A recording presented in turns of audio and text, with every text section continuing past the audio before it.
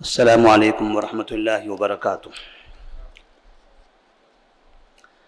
الحمد للہ رب العالمین والصلاة والسلام علی رسولہ الامین وعلی آلہ وصحبہ اجمعین ومن تبعہم بإحسان الی یوم الدین، اما بعد۔ نبی کریم صلی اللہ علیہ وسلم کی سیرت کے سلسلے دروس میں آج کے درس کا عنوان ہوگا مکہ میں کچھ بڑے مجرمین کے خلاف نبی کریم صلی اللہ علیہ وسلم کی کارروائی۔ آپ صلی اللہ علیہ وسلم جب مکہ مکرمہ میں داخل ہوئے تو آپ نے عمومی طور پر وہاں کے باشندوں کے لیے امن کا اعلان کر دیا تھا کہ جو شخص ابو سفیان کے گھر میں داخل ہو اس کے لیے امن ہے، جو اپنے گھر میں جا کر پناہ لے لے، دروازہ بند کر لے، اس کے لیے امن ہے، اور جو مسجد حرام میں داخل ہو جائے اس کے لیے بھی امن ہے۔ لیکن یہ امن کا اعلان ان لوگوں کے لیے نہیں تھا جو مکہ کے بڑے بڑے مجرمین تھے، جو ساری قوم کو اس جرم میں ملوث کیے ہوئے تھے، جن کی سرداری نے مکہ کے افراد کو برباد کیا ہوا تھا۔ لہذا یہاں پر آپ صلی اللہ علیہ وسلم نے 9 لوگوں کا نام لے کر اعلان کر دیا کہ یہ 9 افراد جہاں کہیں ملیں انہیں قتل کر دو۔ اگر آپ کو وہ کعبے کے پاس ملے تب بھی قتل کر دو، اگر کعبے کا غلاف پکڑ کر وہاں کھڑے ہوئے ہوں تب بھی قتل کر دو، کوئی جگہ انہیں معاف نہیں کرنا ہے۔ یہ ایسے مجرمین ہیں جن کی سزا قتل ہے۔ نبی کریم صلی اللہ علیہ وسلم نے جب اس چیز کا اعلان کیا تو وہ افراد جن کا نام لیا گیا تھا وہ پریشان ہو گئے۔ ابھی تک انہوں نے ابو سفیان کے گھر میں یا اپنے گھر میں جو امن کے لیے جو راستے بتائے گئے تھے یہ ان راستوں پر نہیں چل رہے تھے۔ نبی کے مکہ میں داخل ہو جانے کے بعد بھی ابھی ان کے پاس شرارت موجود تھی۔ جو عام طبقہ تھا وہ تو چاہتا تھا کہ ہمیں امن مل جائے اور ہم سکون سے رہنے لگیں، لیکن جو افراد پوری قوم کو بھڑکایا کرتے تھے، پوری قوم کو جنگ میں اس طرح سے ملوث کیا کرتے تھے، وہ ابھی بھی چاہتے تھے کہ ہمیں کہیں موقع مل جائے اور ابھی بھی ہم اپنا پرانا کام کرتے رہ جائیں۔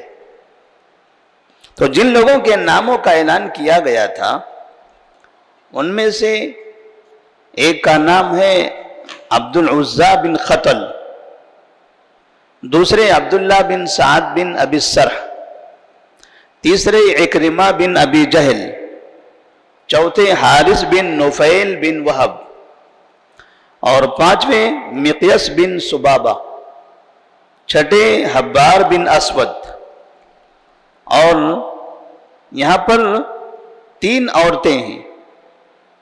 یہ 7 مرد تھے، 6 مرد ہیں اور ان کے علاوہ 3 عورتیں ہیں۔ 6 مرد 3 عورتیں۔ 3 عورتوں میں سے عبداللہ بن خطل کی 2 باندیاں اور ایک عبد المطلب کی باندی سارہ۔ یہ سارہ وہ عورت ہے جو فتح مکہ سے پہلے جب آپ صلی اللہ علیہ وسلم ابھی مکہ کی طرف آ رہے تھے تو ایک عورت اپنے بالوں میں قریش کو خبر دینے کے لیے ایک چٹھی لے کر جا رہی تھی، تو اس عورت کو پکڑ لیا گیا تھا۔ اس عورت کا نام سارہ ہے۔ ان 9 لوگوں کا اعلان کر دیا گیا کہ انہیں جہاں بھی پائیں انہیں قتل کر دو۔ تو پہلی چیز تو یہ لوگ امن کے لیے اس طرح سے اس راستے پر نہیں آئے جس طرح عام لوگ آئے ہوئے تھے۔ ابھی بھی ان کے پاس شرارتیں تھیں اور یہ ادھر ادھر بھاگنے کے چکر میں تھے، کسی طرح سے یہاں سے بھاگ جائیں، دوسری جگہ جا کر پناہ لے لیں۔ تو یہاں پر عبداللہ بن سعد بن ابی سرح، جو پہلے عبد العزیٰ بن قتل جن کا پہلا نام اس میں لکھا گیا تھا، تو اس شخص کا حال یہ ہوا کہ وہ انسان کعبے کے پردے کو پکڑا ہوا پایا گیا۔ نبی نے فرمایا تھا کعبے کا پردہ بھی اگر یہ پکڑ کے کھڑے ہوں تو وہاں انہیں قتل کر دینا ہے۔ تو یہ شخص اسی جگہ پر گیا ہوا تھا اور یہ چاہتا تھا کہ کسی طرح سے میں بچ جاؤں۔ تو ابو برزہ اسلمی رضی اللہ تعالیٰ عنہ کعبے کے پاس سے گزر رہے تھے تو دیکھا وہاں پر عبد العزیٰ بن قتل موجود ہے۔ تو آ کر نبی سے انہوں نے دریافت کیا، یا رسول اللہ صلی اللہ علیہ وسلم میں نے اس شخص کو دیکھا ہے، کہا جاؤ اسے قتل کر دو۔ عبد العزیٰ بن قتل کا قتل ہو گیا۔ دوسرے شخص تھے عبداللہ بن سعد بن ابی سرح۔ جب انہیں پتا چلا کہ ان کے نام کا اعلان ہوا ہے تو یہ سیدھے چھپتے ہوئے عثمان بن عفان رضی اللہ تعالیٰ عنہ کے پاس چلے گئے۔ عثمان بن عفان رضی اللہ تعالیٰ عنہ ان کے رضائی بھائی تھے، اور ان کے پاس جا کر انہوں نے ان سے درخواست کی کہ آپ ہمارے لیے معافی کا پروانہ نبی صلی اللہ علیہ وسلم سے لے لیجیے۔ تو نبی کریم صلی اللہ علیہ وسلم عثمان بن عفان رضی اللہ تعالیٰ عنہ نے پہلے ان کو اپنے گھر میں رکھا۔ جب دیکھا کہ حالات تھوڑے سے سازگار ہو چکے ہیں تو آہستہ سے یہ عبداللہ بن سعد بن ابی سرح کو لے کر نبی کے دربار میں حاضر ہوئے اور کہا، یا رسول اللہ صلی اللہ علیہ وسلم، یہ عبداللہ بن سعد بن ابی سرح ہیں، یہ آپ سے معافی چاہتے ہیں، اسلام قبول کر لینا چاہتے ہیں۔ آپ نے چہرہ پھیر لیا، چہرہ پھیر لیا۔ پھر انہوں نے اسی طرح سے درخواست کی، چہرہ پھیر لیا۔ آپ خاموش رہے، انہیں کوئی جواب نہیں دیا آپ نے۔ اور جب تیسری مرتبہ پھر ایسی بات کہی تو آپ صلی اللہ علیہ وسلم نے کہا کہ ٹھیک ہے، ٹھیک ہے، بیعت کر لی، اسلام قبول کر لیا، اور اس کے بعد وہاں سے وہ چلے گئے۔ آپ نے اپنے ساتھ صحابہ سے کہا، میرے سامنے جب یہ آدمی آیا تھا تم نے اسے قتل کیوں نہیں کر دیا؟ میں تو منتظر تھا، وہ مجھ سے بات کر رہا تھا، میں خاموش اختیار کر رہا تھا۔ کیا تم میں سے کوئی بھی ایسا انسان نہیں تھا کہ میرے سامنے اس کا قتل کر دیتا؟ لوگوں نے کہا، یا رسول اللہ صلی اللہ علیہ وسلم، وہ تو آپ کے سامنے کھڑا ہوا تھا، اگر واقعی قتل کرنا ہوتا تو آپ نے ہمیں اشارہ کر دیا ہوتا، آپ اشارہ کر دیتے ہم قتل کر دیتے۔ نبی نے فرمایا نہیں، یہ کام ہم نہیں کر سکتے تھے، وہ ہمارے سامنے امن کی اپیل لے کر آیا ہوا ہے تو ہم ظاہر کچھ اور کریں اور چپکے سے تم کو اشارہ کچھ دوسرا کریں، یہ نبی ایسا نہیں کرتے۔ بہرحال کسی طرح سے عبداللہ بن سعد بن ابی سرح یہ بچ گئے۔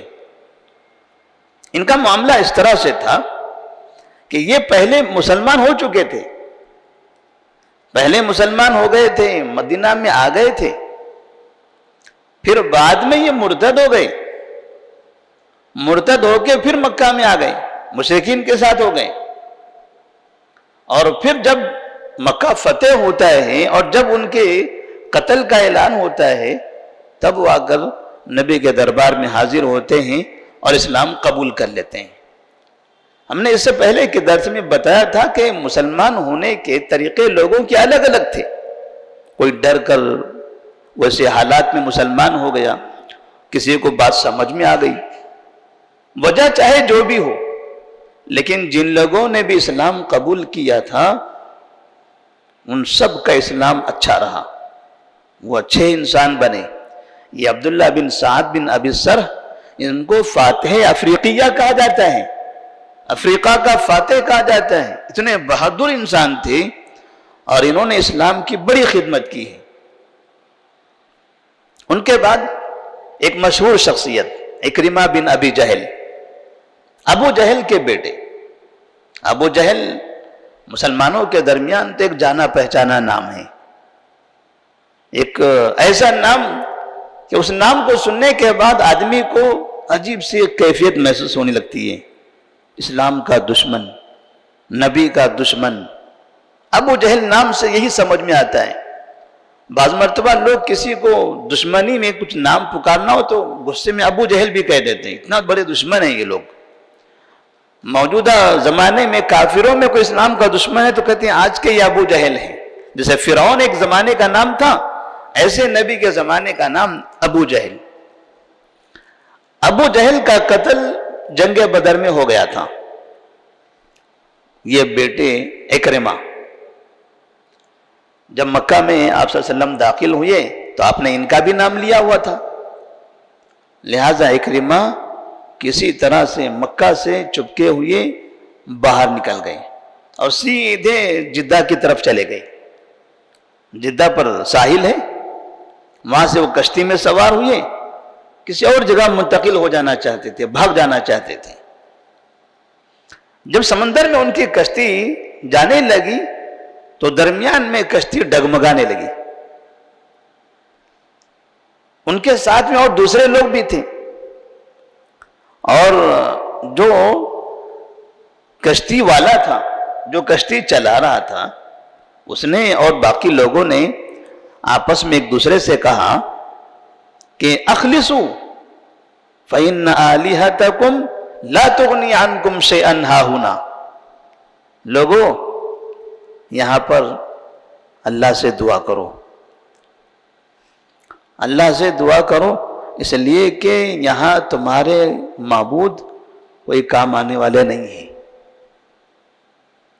تمہارے معبود یہاں کچھ کام آنے والے نہیں ہیں. تو اکرمہ نے کہا اگر یہ معبود سمندر میں کام نہیں آتے تو بھلا خشکی میں کیا کام آئیں گے؟ ہم جن معبودوں کو اپنا معبود مانتے ہیں، اگر لئن لم ينجنی فی البحر الا الاخلاص ما ينجنی فی البر غیر، اگر سمندر میں یہ کام نہیں آتے ہیں، سمندر میں اللہ تبارک و تعالی ہماری مدد کرتا ہے، وہ نجات دیتا ہے، تو پھر باہر بھی وہی نجات دے گا، وہاں اس کے علاوہ کوئی دوسرا نجات نہیں دے سکتا. یہاں سے اکرمہ کا دماغ بدل گیا کہ یہ سب ہمارے ساتھی لوگ ہیں اور یہ سمندر میں پریشانی کے عالم میں اللہ کو پکارنے کی بات کر رہے ہیں اور کہہ رہے ہیں کہ اسی سے نجات ملے گی، یہ تمہارے جو معبود ہیں یہ نجات نہیں دے سکتے. یہاں اکرمہ کا ذہن بدل گیا اور انہوں نے کہا کہ اللہم ان لک علی عہدا ان انت عافیتنی ما انا فیہ ان آتی محمدا حتی ازع یدی فی یدہ فلا اجدنہ عفوا کریما. اب کشتی ڈگمگا رہی ہے، جان بچانی ہے، تو جان بچانے کے لیے انہوں نے یہاں تو دعا کر لی اللہ تعالیٰ سے کہ اللہ ہمیں نجات دے دے. جسے قرآن مجید میں ہے نا، مشرکین مکہ کے بارے میں اللہ تبارک و تعالیٰ فرماتے ہیں فَإِذَا رَكِبُوا فِي الْفُلْكِ دَعَوُا اللَّهَ مُخْلِصِينَ لَهُ الدِّينَ فَلَمَّا نَجَّاهُمْ إِلَى الْبَرِّ إِذَا هُمْ يُشْرِكُونَ. جب کشتی میں ہوتے ہیں یہ لوگ مشرکین مکہ اور کشتی کہیں ڈگمگانے لگتی ہے، ڈوبنے کا ڈر ہوتا ہے، تو یہ اللہ کو پکارنے لگتے ہیں. اور جب فَلَمَّا نَجَّاهُمْ إِلَى الْبَرِّ إِذَا هُمْ يُشْرِكُونَ، جب کشتی ساحل پر چلے جاتی ہے، یہ باہر نکل جاتے ہیں، اب ڈوبنے کا ڈر نہیں ہے، زمین ہے، زمین میں کہاں ڈوبنا ہے، تب وہاں شرک کرنے لگتے ہیں. یہاں ایسا ہی ہوا. یہ گویا کہ اکرمہ کے نظروں کے سامنے پریکٹیکلی واقعہ تھا. انہوں نے کہا لوگ بھی یہاں کہہ رہے ہیں کہ اللہ سے مانگو، تو اللہ سے دعائیں مانگی. ان لوگوں نے اللہ سے دعائیں مانگی اور کشتی سمندر کے کنارے آ گئی.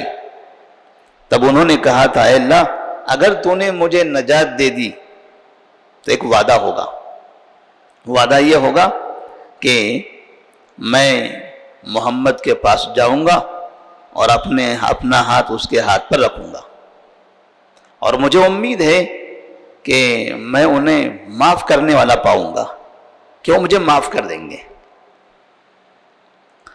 کشتی جب باہر آئی تو اکرمہ سیدھے مکہ کی طرف آ گئے۔ ادھر مکہ میں داخل ہونے سے پہلے نبی کریم صلی اللہ علیہ وسلم اپنے ساتھیوں سے کہہ رہے تھے، دیکھو ابھی آپ لوگوں کے سامنے اکرمہ آنے والے ہیں، ابھی آپ لوگوں کے سامنے اکرمہ آنے والے ہیں۔ تھوڑی دیر کے بعد اکرمہ سامنے آ گئے۔ آپ نے اپنے ساتھیوں سے کہا کہ لا تسبوا اباہ فإن سب المیت یؤذی الحی ولا یبلغ المیت۔ آپ کو تو پتہ ہے اکرمہ کون ہے، اس کا باپ کون ہے، ابو جہل، لہذا اگر اکرمہ میرے سامنے آ جائیں تو اس کی عزت کرنا، اس کے سامنے اس کے باپ کو برا نہیں بولنا، اس کا باپ تو مر چکا ہے، مرنے والے کو برا نہیں بولنا، اس لیے کہ اگر مرنے والے کو تم برا بولو گے زندے انسان کو تکلیف ہوگی۔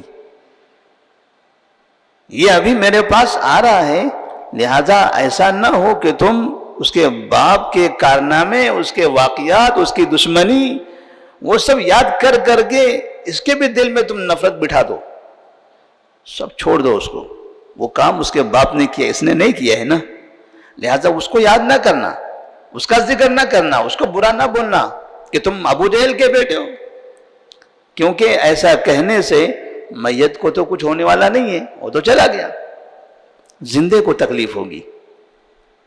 نبی صلی اللہ علیہ وسلم نے صحابہ رضی اللہ تعالیٰ عنہم کو یہ نصیحت کر دی۔ اکرمہ قریب آئے، نبی کریم صلی اللہ علیہ وسلم کے پاس آتے ہیں اور آپ سے کہتے ہیں، یا محمد میں اسلام قبول کر لینا چاہتا ہوں، میں اپنے کیے پر شرمندہ ہوں، آپ مجھے معاف کر دیجئے، میں نے بہت دشمنی کی ہے آپ سے، اور اللہ سے دعا مانگی ہے کہ اللہ مجھے معاف کر دے۔ نبی کریم صلی اللہ علیہ وسلم نے پھر کہا، اللہم اغفر لعکرمہ، اے اللہ تو اکرمہ کو معاف کر دے۔ اس کے بعد ابو جہل کے بیٹے اکرمہ رضی اللہ تعالیٰ عنہ مسلمان ہو گئے، اور پھر اسلام کے لیے انہوں نے بہت سی قربانیاں دی ہیں۔ ابوبکر صدیق رضی اللہ تعالیٰ عنہ کے دور میں وہ جنگ کے میدان میں شہید ہو گئے تھے۔ اس سے ایک چیز یہ سمجھ میں آتی ہے کہ ضروری نہیں ہے کہ آج ہمارے سامنے جو اسلام مخالف ہوں کل کی ان کی اولاد بھی ویسے ہی ہو گئی، یہ ضروری نہیں ہے، ہو سکتا ہے آج ان لوگوں کے دلوں میں اسلام کے لیے نفرت ہے، ان کی اولاد کے دلوں میں اسلام کی محبت داخل ہو جائے گی۔ جیسے طائف والوں کے بارے میں آپ نے فرمایا تھا، آپ نے کہا تھا یہ لوگ اگر مسلمان نہیں ہوئے یا مکہ والے مسلمان نہیں ہوئے تو مجھے امید ہے کہ ان کی اولاد مسلمان ہوگی۔ اب اس میں وہ جو پہاڑ کا فرشتہ آیا ہوا تھا اس کے بارے میں دو طرح کے واقعات بیان کیے جاتے ہیں، بعض لوگ کہتے ہیں وہ طائف کے بارے میں ہے، بعض کہتے ہیں وہ مکہ کے بارے میں ہے۔ ہم نے اپنے درس میں بتایا تھا کہ وہ مکہ کے بارے میں ہے، پہاڑ کا وہ فرشتہ مکے والوں کے بارے میں کہہ رہا تھا کہ اگر آپ کہیں تو میں مکے والوں کو دو پہاڑوں کے بیچ میں پیس کر رکھ دوں۔ اخشبین کا ذکر ہے، اخشبین مکے کی دو پہاڑیاں ہیں، بڑی پہاڑیاں، اس کے بیچ میں مکہ ہے۔ تو اگر نبی کے اس بات کو لیا جائے تو وہ مسلمان نہیں ہوں گے تو ان کی نسل مسلمان ہوگی، ان کی اولاد مسلمان ہوگی۔ ابو جہل اس حالت میں چلا گیا، ان کا بیٹا مسلمان ہو گیا۔ تو اس طرح سے تقریباً مکہ کے لوگ آہستہ آہستہ اسلام میں داخل ہو گئے۔ ان کے بعد ایک اور شخص تھا، مقیس بن سبابہ۔ مقیس بن سبابہ اس نے بھی اسلام قبول کر لیا تھا، لیکن بعد میں جب یہ مدینہ منور آیا تو وہاں پر غزوہ بنی المستلق میں اس کے بھائی کو غلطی سے قتل کر دیا گیا، اور وہ قتل ہوا مسلمان کے ہاتھ سے۔ مسلمان نے سمجھا کہ یہ کافروں میں سے ہے، وہ پہچان نہیں پایا اور اس کی تلوار سے قتل ہو گیا۔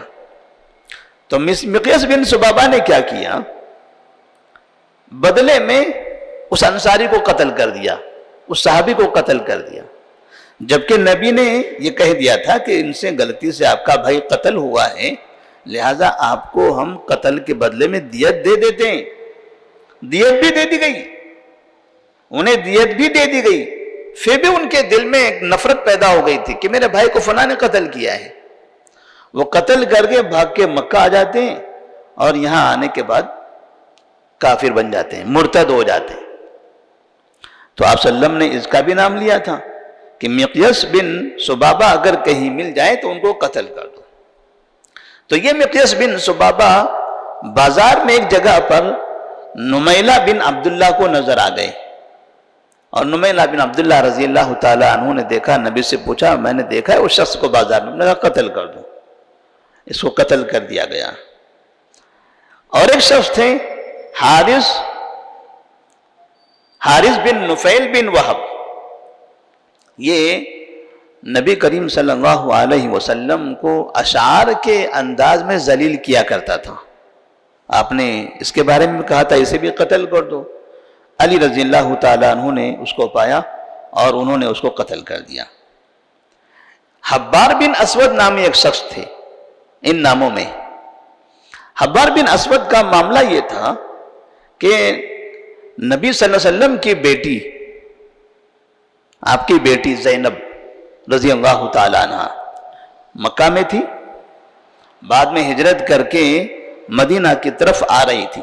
نبی اور نبی کے گھر کے تمام لوگ مدینہ جا چکے تھے، لیکن یہ بیٹی یہیں رہ گئی تھی کیونکہ ان کے شوہر بھی یہیں پر تھے۔ بعد میں یہاں سے ہجرت کر کے مدینہ جا رہے تھے تو یہ حبار بن اسود نے ان کی اونٹنی پر حملہ کر دیا۔ جب یہ مکہ سے نکل رہی تھی تو گئے اور اونٹنی کو مار دیا، اونٹنی گری، ان کے اوپر سے نبی کی بیٹی زینب بھی گر گئی، اور اس وقت زینب حاملہ تھی۔ اونٹنی کے اوپر سے گرنے کی وجہ سے ان کا حمل بھی ساقط ہو گیا، حمل بھی گر گیا۔ تو آپ صلی اللہ علیہ وسلم نے اس کا بھی نام لے کر کہا تھا کہ اسے بھی قتل کر دیا جائے، تو اس شخص کو بھی وہاں پر قتل کر دیا گیا۔